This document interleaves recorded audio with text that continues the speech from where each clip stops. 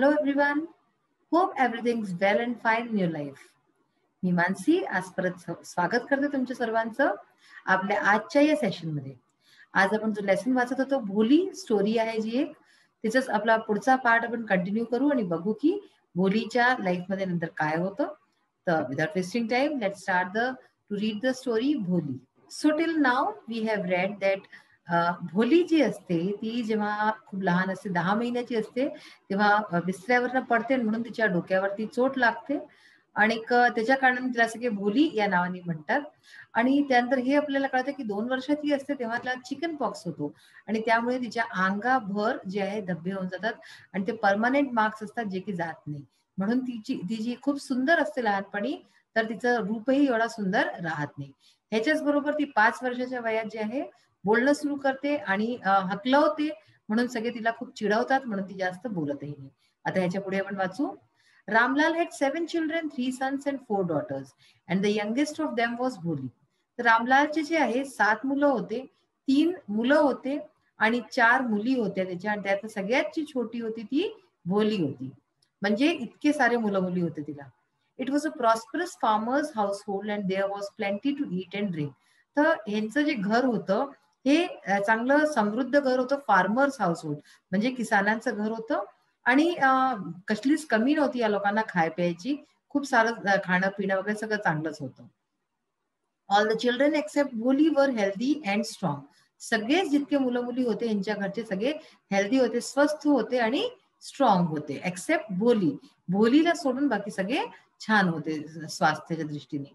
The sons had been sent to the city to study in schools and later in colleges. जे मुलं होते ते सगळ्यांना जे आहे शहरात धाडलं गेलं पढाई करता पहिले शाळेमध्ये आणि त्याच्यानंतर कॉलेजेसमध्ये त्यांना शहर धाडून दिलं गेलं.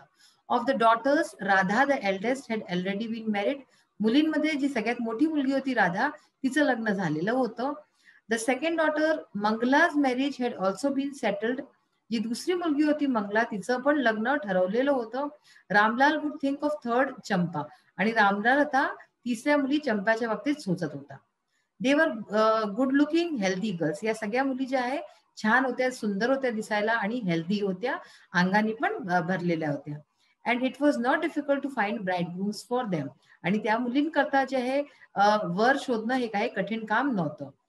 But Ramlal was worried about Bholi. पण रामलालला भोलीची फार चिंता होती. She had neither good looks nor intelligence. कारण की न ती दिसायला सुंदर होती न ती बुद्धिमान होती आणि बाकी बहिणींसारखी.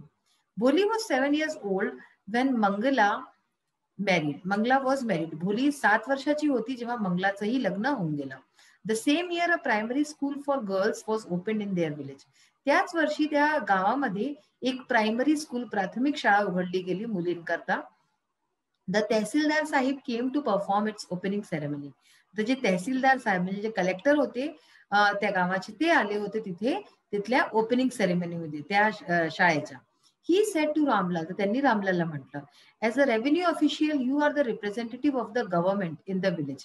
ते म्हणाले की तू ऍज अ रेव्हेन्यू ऑफिशियल म्हणजे कर घेणारा तू अधिकारी आहेस सरकारचा म्हणून तू जे आहे सरकारचा रिप्रेझेंटेटिव्ह आहे या गावामध्ये. त्यांना तू दाखवतोयस तू म्हणजे की तुझ्या हिशोबाने ते पाहतात सरकारला या गावात. And so you must set an example to the villages. म्हणून तुला गावाच्या समोर एक एक्झाम्पल उदाहरण प्रस्तुत केलं पाहिजे. You must send your daughter to school. तर तुला आपल्या मुलीला शाळेत धाडलं पाहिजे. That night when Ramlal consulted his wife she cried are you crazy if girls go to school who will marry them. त्या रात्री जेव्हा रामलालनी या बाबतीत आपल्या बायकोशी चर्चा केली तर ती तिला म्हणाली की काय तुम्हाला काय वेळ लागलं काय, जर मुली शाळेत जातील तर त्यांच्याशी लग्न कोण करेल. म्हणजे की ती जुन्या सोचची बाई होती. But Ramlal had not the courage to disobey the tahsildar. पण रामलालला एवढी हिंमत नव्हती की तो तहसीलदारला मना करू शकेल. At last his wife said. शेवटी त्याची बायको म्हणाली I will tell you what to do. मी सांगते तुम्हाला की काय करायचं. सेंड भोली टू स्कूल. आपण भोलीला शाळेत धाडू.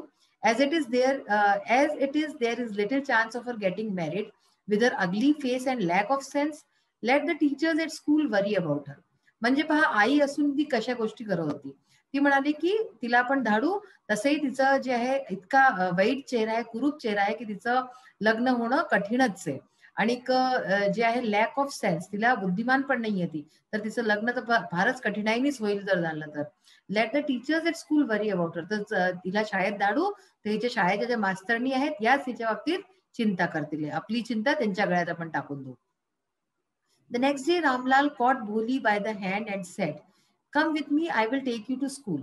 तर दुसऱ्या दिवशी रामलालने तिला हाताने धरलं आणि म्हणाला की चल माझ्या बरोबर चल, मी तुला शाळेत घेऊन चलतो. भोली वॉज फ्राइटेंड, भोली खूप घाबरून गेली. She did not know what a school was like, तिला माहित नव्हतं की शाळा कशी असते, काय असते, तिला काहीच नव्हतं माहिती. She remembered how a few days ago their old cow Lakshmi had been turned out of the house and sold. तर तिला आठवण आलं कसं काही दिवसापूर्वी तिची जी जुनी गाय होती लक्ष्मी, तिला घराच्या बाहेर घेऊन गेले होते आणि तिला विकून टाकलं. No no no no no no no no असं ती म्हणू लागली. म्हणजे ती स्टॅमरिंग करत होती ना, ती हकलवत होती. She shouted in terror and pulled her hand away from her father's grip. तर ती खूप जोराने ओरडली नो नो करून आणि आपल्या वडिलाचा हात सोडवून ती खूप जोराने पळाली. What's the matter with you you fool, shouted Ramlal. तर रामलाल जो आहे तो रागवून जो आहे ओरडला की तुझ्या बरोबर काय काय म्हणजे मॅटर आहे, तू मूर्ख मुलगी. I am only taking you to school, मी तुला फक्त शाळेत घेऊन जातोय. Then he told his wife, मग त्यांनी आपल्या बायकोला म्हटलं, let her wear some decent clothes today, आज हिला काही चांगले कपडे घाल. Or else what will the teachers and the other school girls think of us when they see her. हिला काही चांगले कपडे घाल, नाही तर शाळेच्या सगळ्या मास्तरनी आणि सगळे मुलं काय सोचतील. म्हणजे तिला आपल्या इज्जतची पर्वा होती. तिला असं वाटलं की ही जर अशीच चालली गेली तर सगळे माझ्या बाबतीत काय सोचतील, मी इतका मोठा माणूस आहे.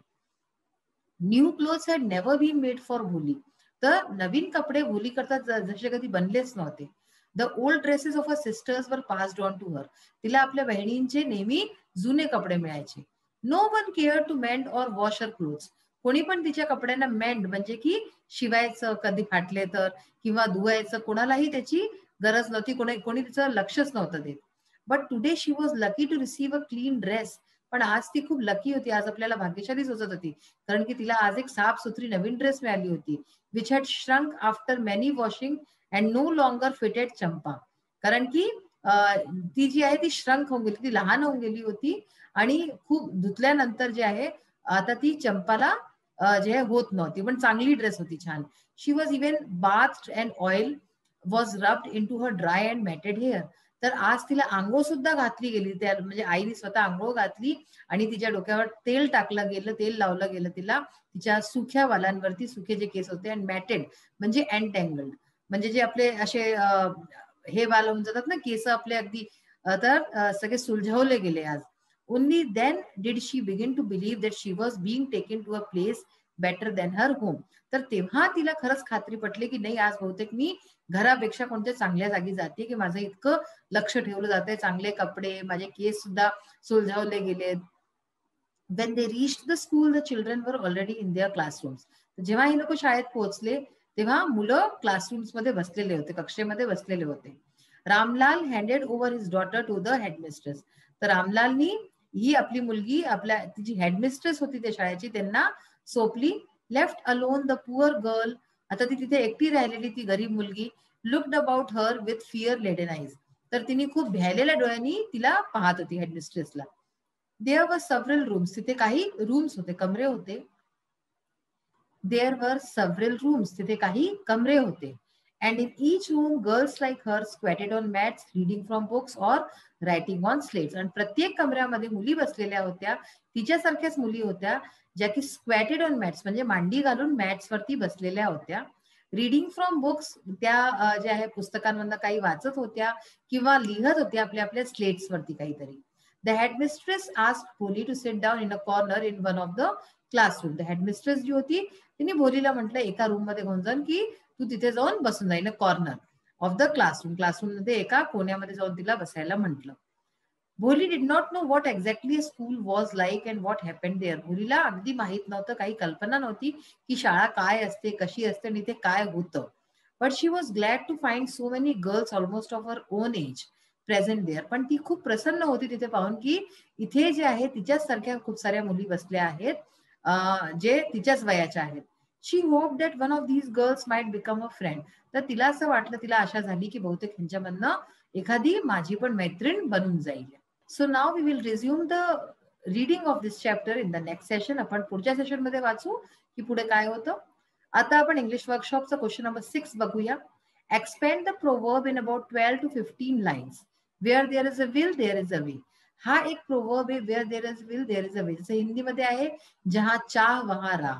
तर अशा प्रकारचा हा प्रोवर्ब आहे इंग्लिशचा. ह्याला 12 ते 15 लाईन मध्ये आपल्याला एक्सपेंड करायचं आहे, ह्याला मोठं करायचंय.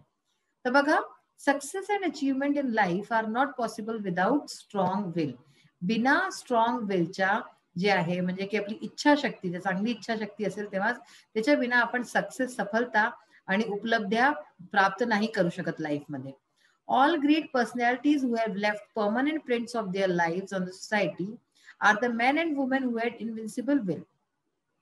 तर जितकेही खूप महान सगळे व्यक्तित्व झाले आहेत, ज्यांनी की समाजावरती आपले जे फुटप्रिंट सोडले आहे, परमनंट मार्क सोडले आहे, ज्यांच्याशी आपण प्रेरणा घेतो, हे लोक सगळे जे आहे असे पुरुष आणि बाया होत्या ज्यांचं की विल पॉवर, इच्छाशक्ती खूप जास्त होती, खूप चांगली होती.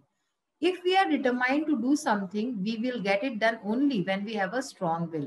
जर आपण काही करणं चाहतोय, जर आपण काही करायची पूर्ण ठाणून घेतलीये, तर आपण हे तेव्हाच करू शकतो जेव्हा आपली स्ट्रॉंग विल आहे, इच्छाशक्ती आहे. Most of the people overcome a number of difficulties to find the right path to success. जास्त लोक जे आहेत ते काय करतात, overcome a number of difficulties. ते लोक अशा डिफिकल्टीज, समस्यांमधून बाहेर निघतात to find the right path to success. आणि की त्यांना तेव्हाच जे आहे सक्सेस, सफलताची जी सीडी आहे, जे रस्ता आहे ते दिसतो तेव्हाच.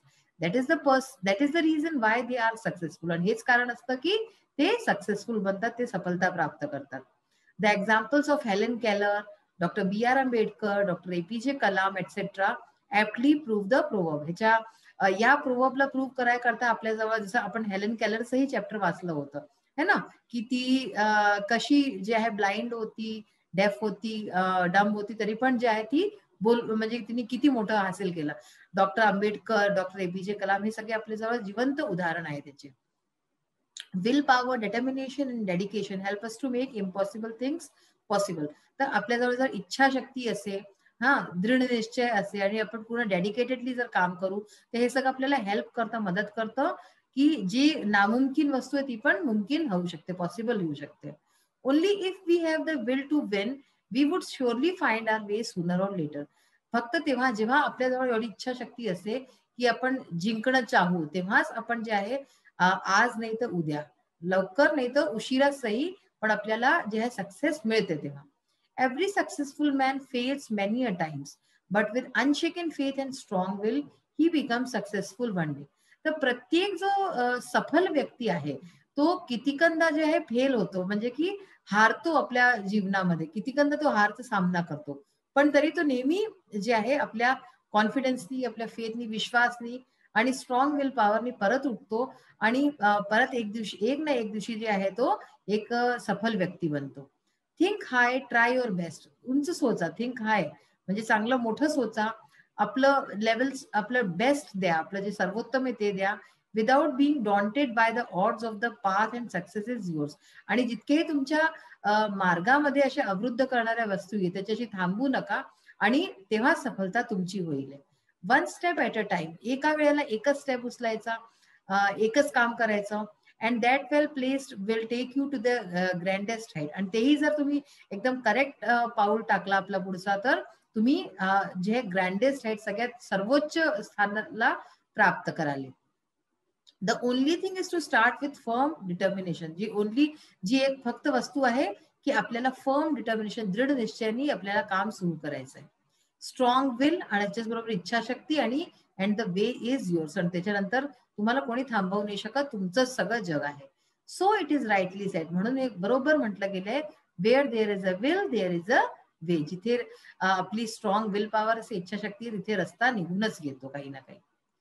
यानंतर बघा question number 7. Read the extract beginning from her name was Sulekha आणि find bridegrooms for them. हे जो एक्स्ट्रॅक्ट आहे सुरुवातीला पेजच्या, तर त्याला वाचा आणि त्याच्यानंतर narrate this extract in short. हिला शॉर्ट मध्ये आपल्याला सुलेखा भोली द नॅरेटर, ती म्हणजे की ती आय करून असं लिहिलंय. Write it in your notebook. Begin with I was named Sulekha. म्हणजे आता ह्याला आपल्याला जे आहे ना, सुलेखा हे सगळं कहाणी सांगते आपल्या दृष्टिकोननी, असं लिहायचं. I was named Sulekha. I am the fourth daughter of Ramlal.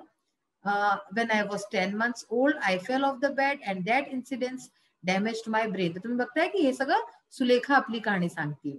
That's why I remained a backward child and was called Bholi the simpleton. At the age of 2, I had an attack of smallpox and I was disfigured by deep black poke marks. आता हे सगळं मी तुम्हाला समजवत नाहीये कारण की आपण हे आधीच सगळं समजून चुकलोय. ठीक आहे ना. I could not speak till I was 5 and when at last I learned to speak, I stammered. म्हणजे की मी बोलू नाही शकले आणि जेव्हा मी शेवटी 5 वर्षाच्या नंतर बोलले तेव्हा मी स्टॅमर करत होते.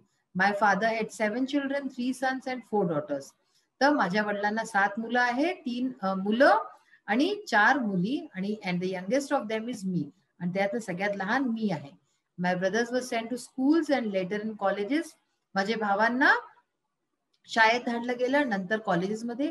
माय sisters were good looking healthy girls, so it was not difficult to find bright grooms for them. तर माझ्या बहिणी ज्या होत्या त्या सुंदर होत्या आणि हेल्दी होत्या, स्वस्थ होत्या, म्हणून त्यांच्याकरता जे आहे वर शोधणं हे कठीण नाही झालं. अशा प्रकारे हे पूर्ण पॅराग्राफ आपण आई करून म्हणजे की ही स्वतः बोलते सुलेखा असं पण पाहिलं. तर आज जे आहे आपण आपले इंग्लिश वर्कशॉपही पाहिले, एक्सरसाइजेस आणि स्टोरी वाचली. पुढे आता ही शाळेत गेली आहे, शाळेमध्ये हिच्या बरोबर काय होतं, काय हिच्या कोणी मैत्रिणी बनतील किंवा तिथेही तिला तोच सगळा सामना करावा लागेल, तिला तिची टीचर्स कशा भेटतील. तर आता हे पण आपल्या सगळ्या ज्या गोष्टी आहेत नेक्स्ट आपल्या सेशन मध्ये पाहूया. तर तिथवरी till then bye, have a nice day, thank you.